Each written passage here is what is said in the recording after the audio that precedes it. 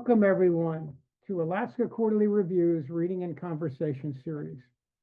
I am Ronald Spatz, co-founder and editor-in-chief of Alaska Quarterly Review, and this event is being recorded and will be available on demand on the Alaska Quarterly Review YouTube channel.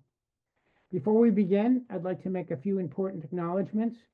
Alaska Quarterly Review gratefully acknowledges the Anchorage Museum for hosting and providing technical support for this event, and the Center for the Narrative and Lyric Arts, Alaska Quarterly Review's 501c3 umbrella organization, which makes this event possible. I also want to make a land acknowledgement. Alaska Quarterly Review recognizes the indigenous land on which all Alaskans live. AQR is located in Anchorage, and Anchorage is Dena'ina homeland. Dena'ina is the language spoken by the traditional, present, and future caretakers of this land, and land acknowledgement opens a space with gratefulness and respect for the contributions, innovations, and contemporary perspective of indigenous peoples and marks our collective movement toward decolonization and equity. Today, we feature a poetry reading by Rosebud Ben-Oni. Rosebud Ben-Oni is the author of several collections, including the forthcoming The Last Great Adventure Is You, which will be out in 2027, a sequel to If This Is the Age We End Discovery that came out in 2021, which won the Alice James Award and was a finalist for the National Jewish Book Award. Her work has been commissioned by Paramount, the National September 11th Memorial, and the Museum of Jewish Heritage. She has received grants from the New York Foundation for the Arts, Queen's Arts Fund, Cafe Royal Foundation, Queen's Council on the Arts, and CantoMundo. In addition to Alaska Quarterly Review, her work appears in Poetry, American Poetry Review, the Writers' Chronicle, Academy of American Poets, Poetry Society of America, the Poetry Review, Poetry Wales, and Tin House. Critics have celebrated Ben-Oni's poetic daring and range.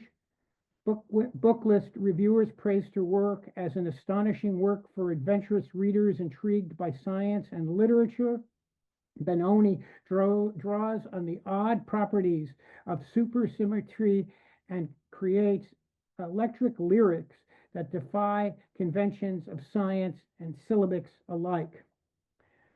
Publishers Weekly observed that her poetry blends poetry and science to make the unknown sing. Framing her work within a larger landscape of identity and voice, the Chicago Review of Books called her poems ecstatically and unabashedly feminist, queer, punk, Latinx, and Jewish, making hers a unique and vital voice for our times. It is my pleasure to welcome Rosebud Ben-Oni.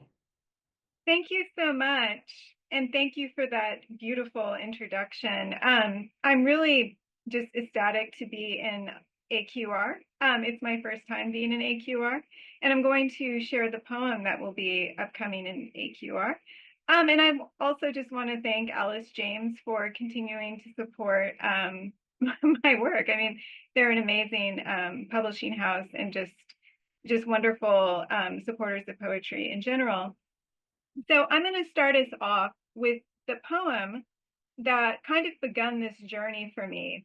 And it opens my book. You can see the lovely background behind me is done by artist Kara Johnson. It's also the book cover to my collection, If This Is the Age We End Discovery. And I'm going to start off with the poem that opens the collection. Again, that kind of started us on this journey, which asks the question, are we living in a simulation? And if so, what does it all mean then? This is poet wrestling with the possibility she's living in a simulation. All my timelines lead to this poem. Proof. What brought us here is all the same horse. So I have some questions. Which of us are the shallow wood? What if blood is emptiness? I suspect my own veins are rogue simulations flitting with a new kind of heightened self-awareness.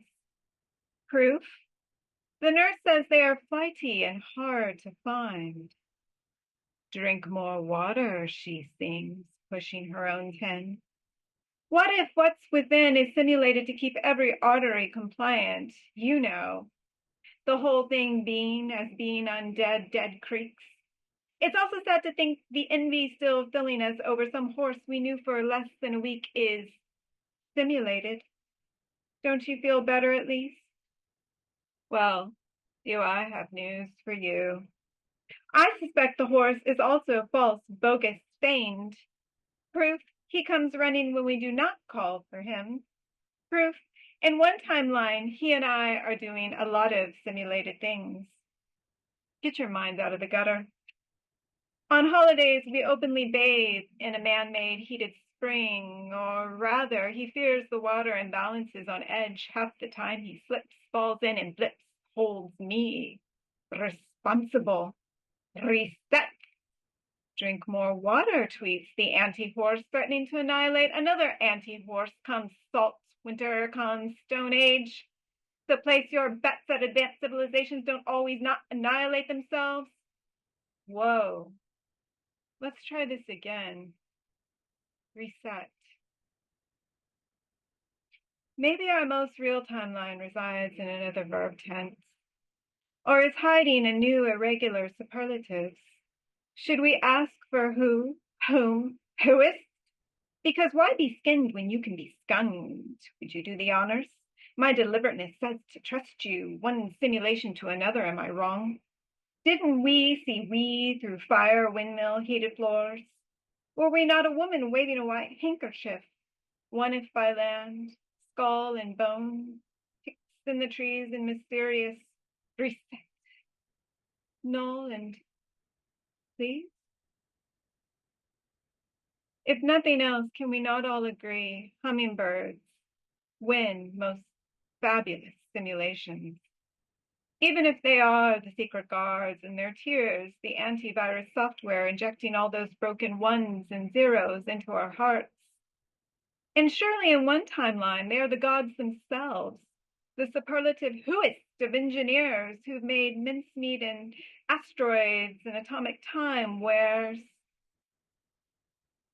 it's too bad that all our timelines are inherently self-destructive. Proof, we watched the same video of a hummingbird snoring for hours, still sitting in the nurse's chair, and not a step closer to what life outside of human reach desires. I'm okay with that. The horse is calling, and I'm running my hands through his mane, unable to explain where and when this comfort, this crisis took root. How did we meet? Was it too if I see? I can't remember when we did not cheat life with a horse, when all timelines were a real, even field in which the hummingbird drank our blood straight from the creek.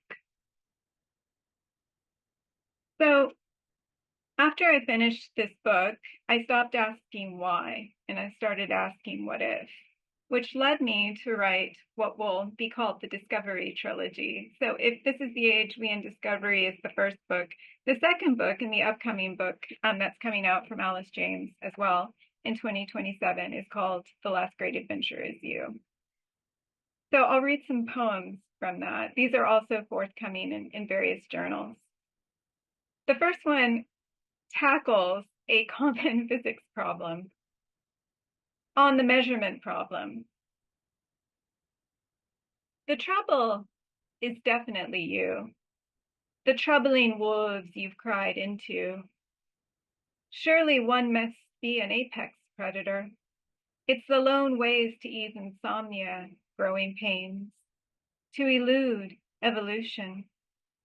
When's the last time you've heard of shark complaints? All that hunger and urge streamslide, glide or die. Stillness etched out of the lines. Would do all right in a radioactive dive. Test the strange glow by bite. I keep telling you I am alive and everything's going unforeseen, swimmingly. I tell you I'm around, and metaphor isn't going to get you anywhere, and anyway, you aren't interested in the math when the outcome can't be found any other way. Like faith or nuclear war, words can't do much more than swim in circles. If a prediction isn't testable, it can't be practiced, and why's that so terrible? You wouldn't believe the trouble I have in keeping things from you. Let the pups choose. Let bedtimes be your revolutions. And rest as well as you can remember the last decent plunge, when the water wailed in, when it was everywhere, not a drop drunk and all right, the probability of too much sun, and you couldn't see past yourself. The trouble of making it right between total collapse of a single wave and yourself squaring off in plain sight.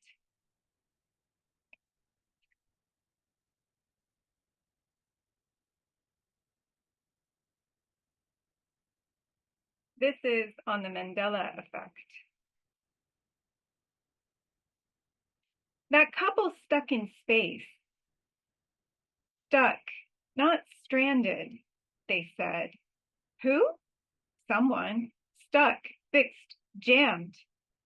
Did they come home yet? Was someone sent? Were they plunged into open ocean? Coast Guard. A long way from home, yes. They're married, yes? Or a scandal. Drones over New Jersey, Red Planet Press. Droning those desperate and perplexed CEOs. Hit, sent. I remember. Took shots, screams, someone did. Health cares somewhere. What's here? Can't bathe in space. A fine mass, haul, assess, atrophy, muscle mess, shakes, dense. I woke up dentally, eventually. One jumps over the rest, skims with feeling. How out of character. No care out the world, sending me. Can't we just lather them? Baby oil, parachute, hold your breath, baby. Is it all a fourth wall, and this the way to not say, I am still stuck up there? Look down. Hurricane. The fleet is in. Had this fix been a real emergency, I'd have melted. Radio in. A wave of rage. Bait. A decade plus. Something budged. Yes, just. Bandwidth maxed, mixed. Martian on a warship. Maced by his own fin. Is that you aren't sure, just in case. Aisle 51, food desert, recall, cornucopia of the loom, fruit, and we were so happy. Fruit of Octoon baby. Pet names, disaster, marooned, soccer ball, you that I call, waiting.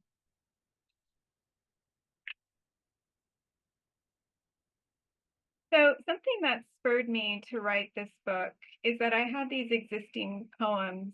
The horse that appeared in If This Is the Age We in Discovery also greatly takes over The Last Great Adventure Is You. And the horse serves as escape and companion and other things that you will see when the book comes out. But something that I did when I was writing this book is that I didn't plan it. I never really plan anything.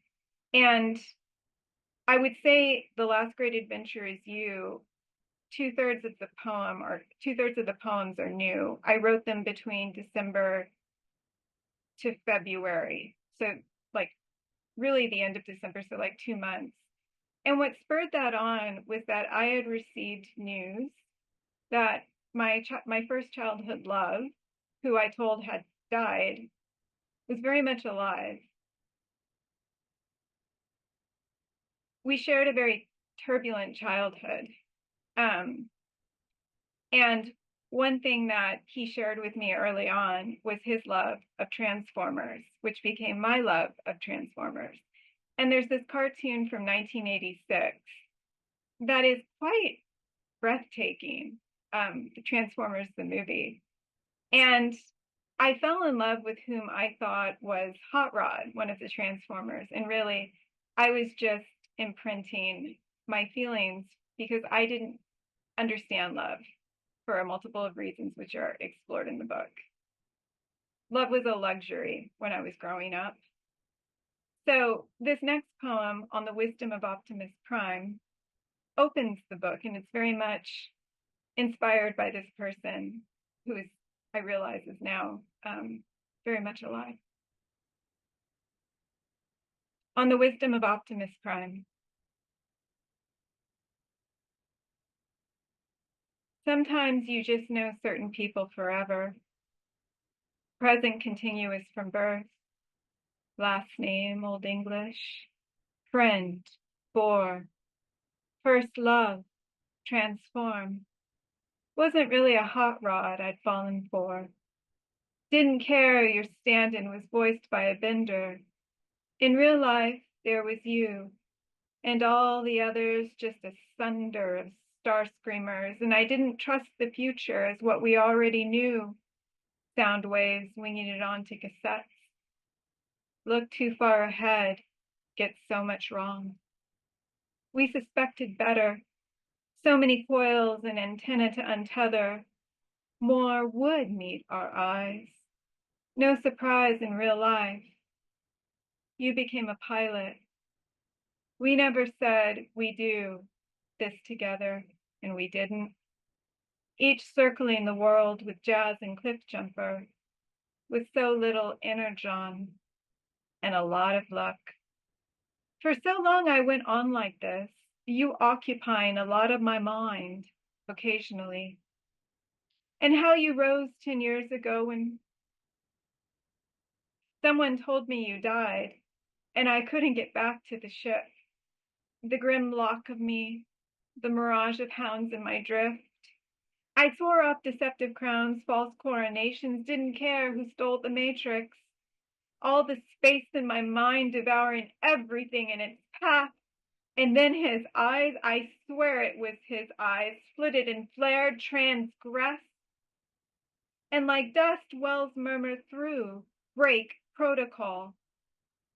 Didn't want a megatrove of plot twists and innuendos.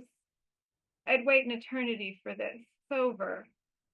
You are alive, so why to the grief the optics of having buried a blitzed abandoned planet? You are alive. Spare me the mockery of justice inverted polarities. You are alive, and I join the narrator. The greatest of them all will return. No. No more proxies, no more projections. I loved you.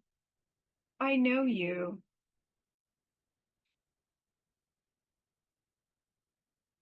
So another theme that this book deals with are movies that have inspired me, both as a would-be scientist.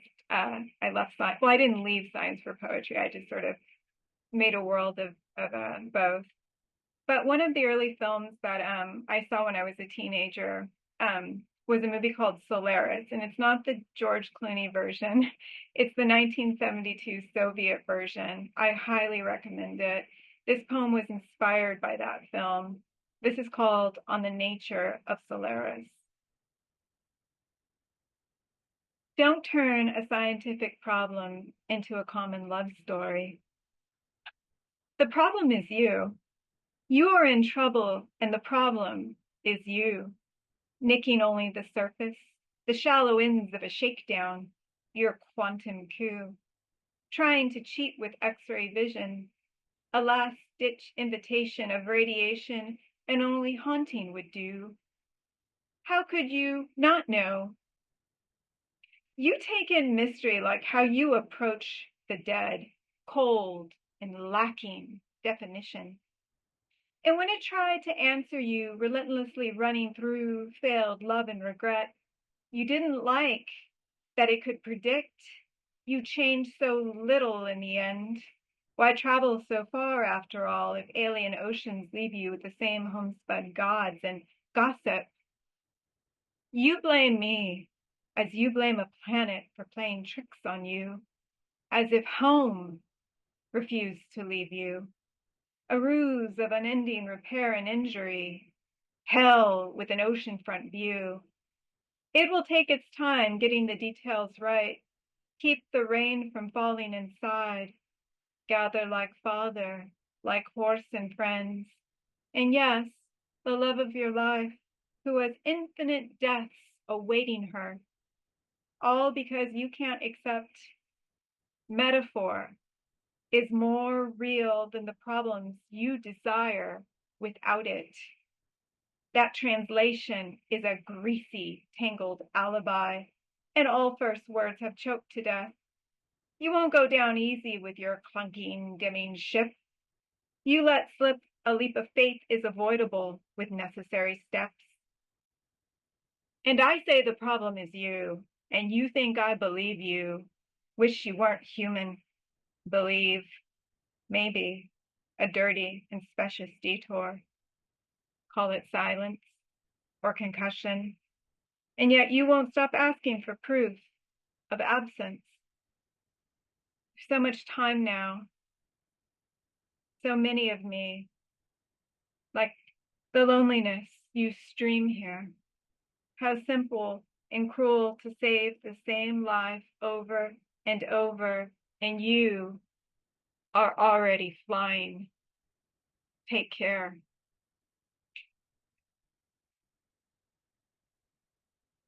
So another influence on me, both as I'm just going to say scientist and stop saying would be, as a scientist and poet, is the Coen brothers. They make some fantastic films. So this poem has a bunch of Coen brothers references, and I'll just read it. On the nature of my wrestling for the Coen brothers. With blood like ours, it's hard to vessel. Your particular tongue twister of Hashim, I'd mystery in all the trials that ejected me. Migratory, montage, messy. My rebuttal to horse sense execs who'd never bet that I'd unleash my sixth sense Hester Street, my vibrato mutant eagles making their pass. Too late to nuke my cameo, perfect camo, a street lamp shedding super heavies. I ride a nucleotide. Peel and shout, hair metal raptor, where art thou? And of all the nudniks, I square off with Steve Buscemi. Faves always outlive the fallout. Expect him to emerge eventually, like seizures or burns. Just follow the mustache. The stranger bowling among rando vultures and dudes, so don't mind if I do, holding on to the bloody neon west of a simpler tenor.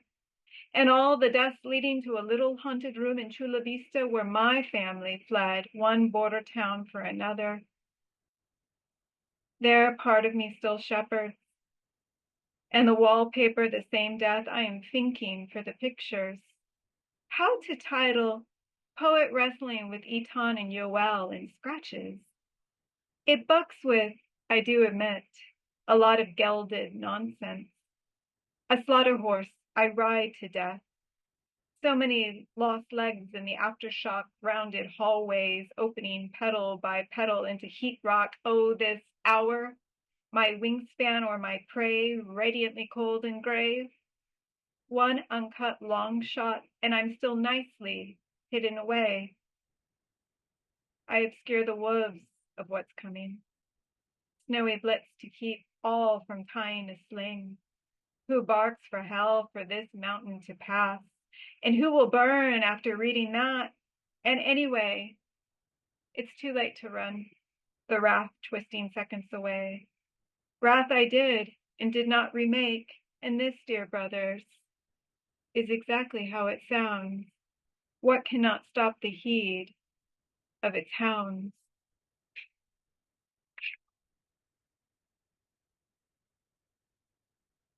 One other movie that I would say the movie that changed my life as a human being is a movie that I've written about before, and it's called Threads, and it's from 1984.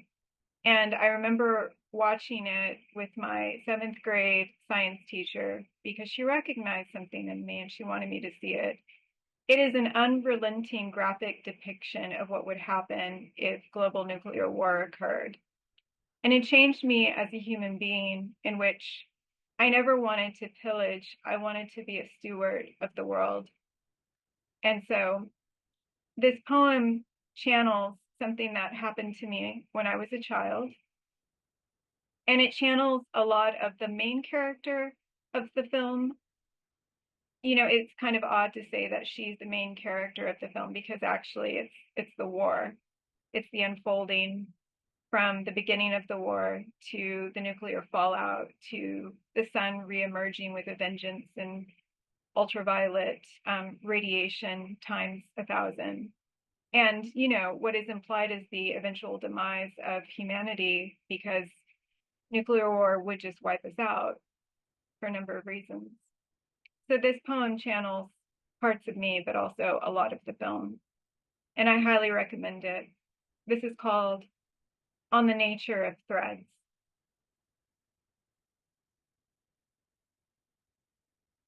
Not every conversation is worth having. The last generation will believe the heart made for a regressive species. I imagine you already incapable of grieving. Grief doesn't come as easy as losing things. Thing will be the most accurate word in our vocabulary. Accuracy is not the same as being exact, nor is it precise in judgment. I flirted quite carelessly with meaning. Now when I breathe, I feel trapped by old song. In that you are lucky, no shine, all husks and parched prongs. Silence will lie for me.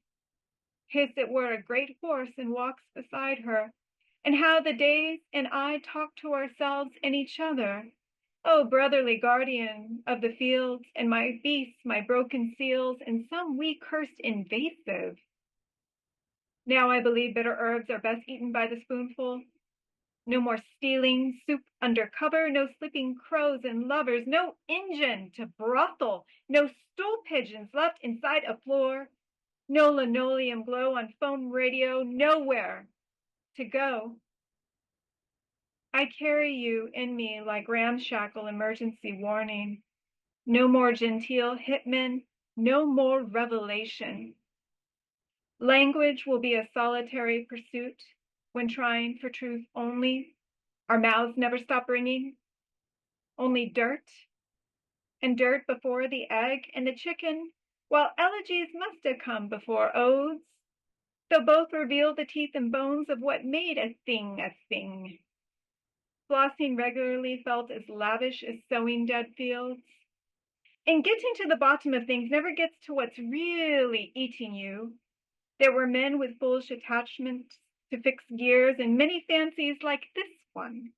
Only we didn't know the moment everything caught fire had happened long before the one conversation that mattered most. No lucky bone here. The things we loved and despised and belittled and held too cheaply. How our bleeding could not wrap around crackling asphalt that had to put itself out. Ears and more lies fused to the ground. And now so much light with the days running out. Listen. Eggs won't ever expire if you boil them long enough. Head banging was the best way to kill a headache. Hair metal, since you might die in my arms tonight, when once I shared with strangers, because I'd get full quickly, was still a sort of giving. A spoonful is not as good as peeling thin skin and mucking up the hands.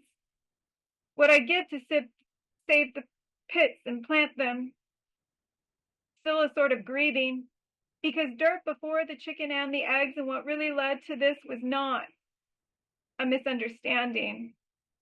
There was awareness, of which I am suspicious, of those who unpieced and damned and themed your equus into elegy. And you too will have to fight them off alone, and it will not be a matter of accuracy. There will be light and dirt and you, suspicious of too much gaving it takes to grieve. You'd want to bury them in all the things they took from you and me, watch them blight and go to seed, let them heal by becoming nothing. Repeat, repeat, the bitter horses, best eaten for eternity. No, not everything is a conversation.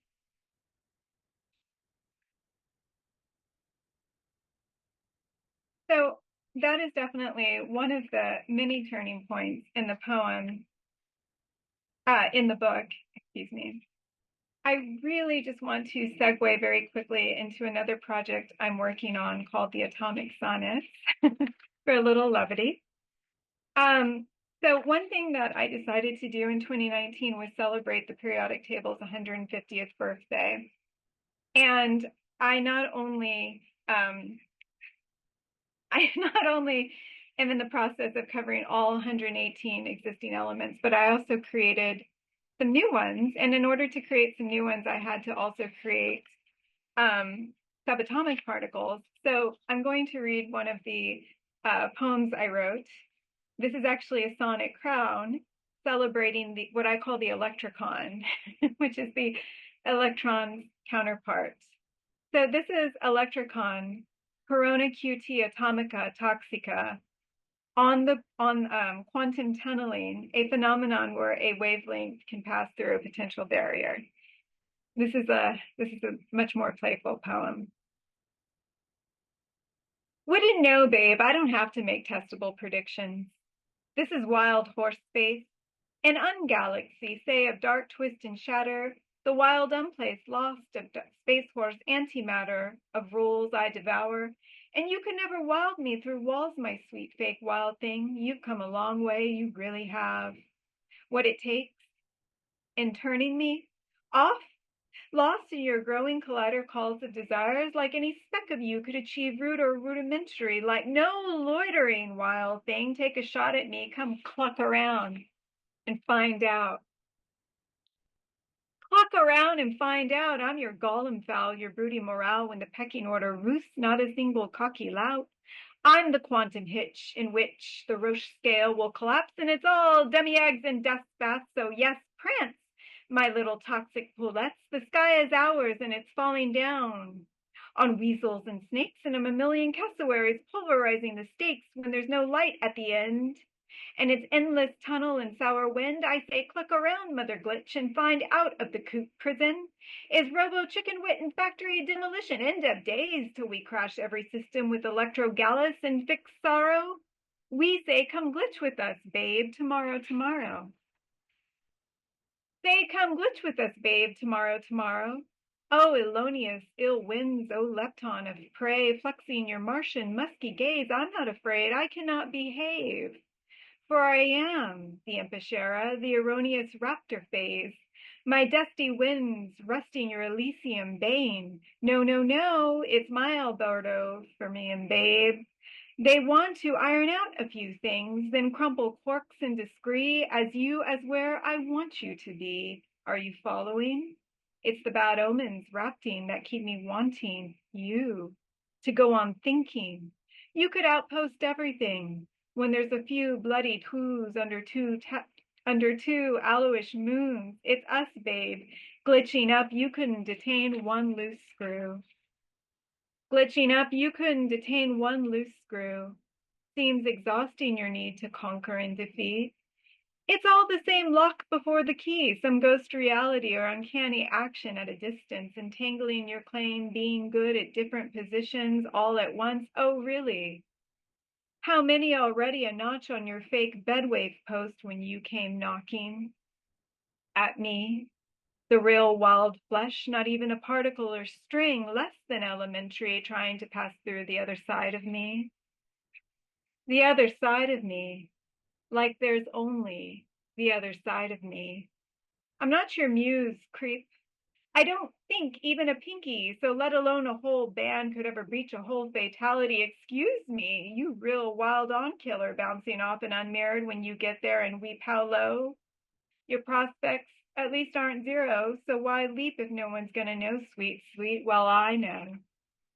I'm wildlicious and easy to block you. How dare you essay Mata Rose? Self-report, you self-simp. This isn't your cage to binge on Boston and spin, not your double-slit revenge and bedtime procrastination refusing to sleep. Since no ruler rando circuit break bro measurement contest actually exists and anyway, I wouldn't set any boundaries here. I'm so many unspeakable fields with unending molten reveals, and I said no loitering. When I keep late, it's because I could devastate a red giant and all its solar system into a tidy little vase, and I do it again every single day. Unroot all the wild things so tomorrow never falls to ruin or glitches. I wouldn't know, babe. I don't have to make testable predictions.